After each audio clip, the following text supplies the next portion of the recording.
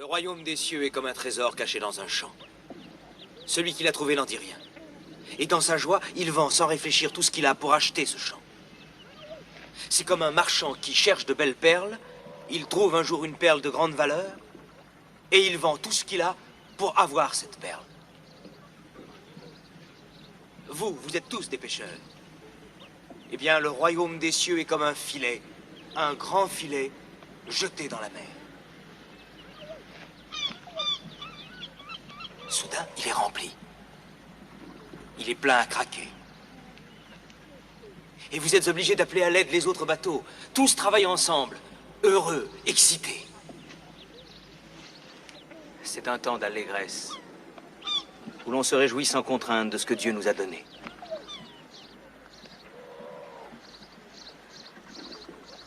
Mais un jour, Dieu pourra vous demander des comptes pour tous les dons qu'il vous a faits.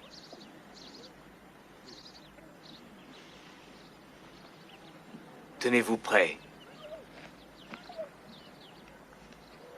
Le royaume des cieux arrive. Rabbi, tu dis que le royaume des cieux va arriver. Mais quand exactement va-t-il arriver? Quand tu vois les nuages qui viennent par l'est, tu dis la pluie arrive. Et ainsi en est-il. Par contre, si le vent du désert se lève, tu dis il va faire chaud. Et ainsi en est-il. Chacun de vous sait lire les signes de la terre et du ciel.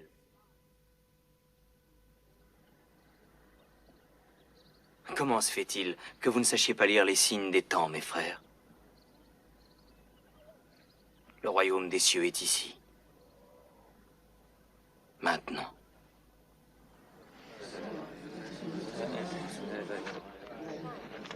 Qu'est-ce qu'il vient faire ici? C'est Mathieu, le collecteur d'impôts. Chassons-le. Simon, ton ami Mathieu est là. Sale collecteur d'impôts, il n'y a pas de place pour toi ici. Ici, il n'y a pas de place pour toi. Hors de chez moi, sensu! Sale vermine! Simon, Puante! Simon, je t'en prie. Je te défends de venir infester Simon. ma cour! On dit que tu as fait bonne pêche aujourd'hui. Nous en reparlerons plus tard, n'est-ce pas? Si tu me parlais un peu de ton ami, ce nouveau prédicateur ou professeur, enfin peu importe. N'ai-je pas le droit de parler avec lui? Non, pas tant qu'il est chez moi.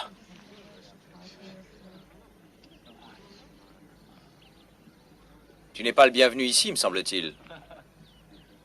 Je ne sais pas comment tu te nommes, mais je connais ta profession. Lévi. Ou Mathieu, les habitants m'appellent des deux façons. Et de bien d'autres encore. J'aurais été heureux de te parler, mais dans un endroit où nous aurions été les bienvenus. Est-ce que ta maison est loin? Pourquoi demandes-tu ça? Je voudrais aller souper chez toi ce soir.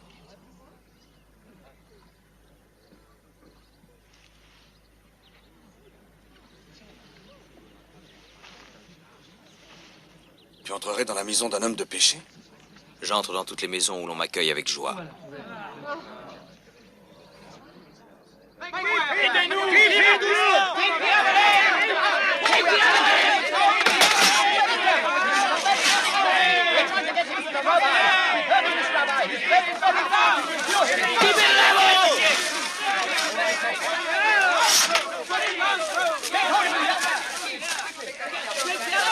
Attendez!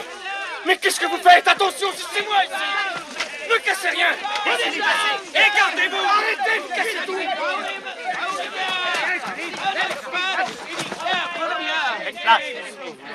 Aide-moi.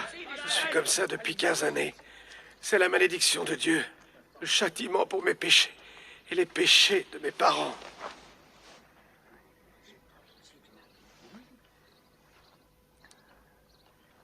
Tes péchés sont pardonnés. Rabbi, tu n'as pas le droit de parler ainsi. C'est un blasphème. Seul Dieu peut pardonner les péchés. Lequel est le plus aisé des deux? De dire tes péchés sont pardonnés? Ou bien lève-toi et marche?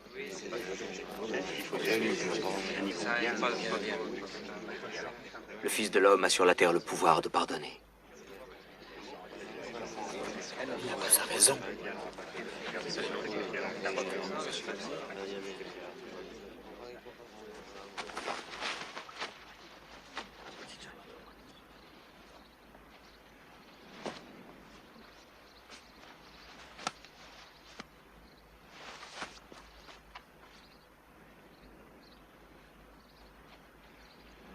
Lève-toi et marche.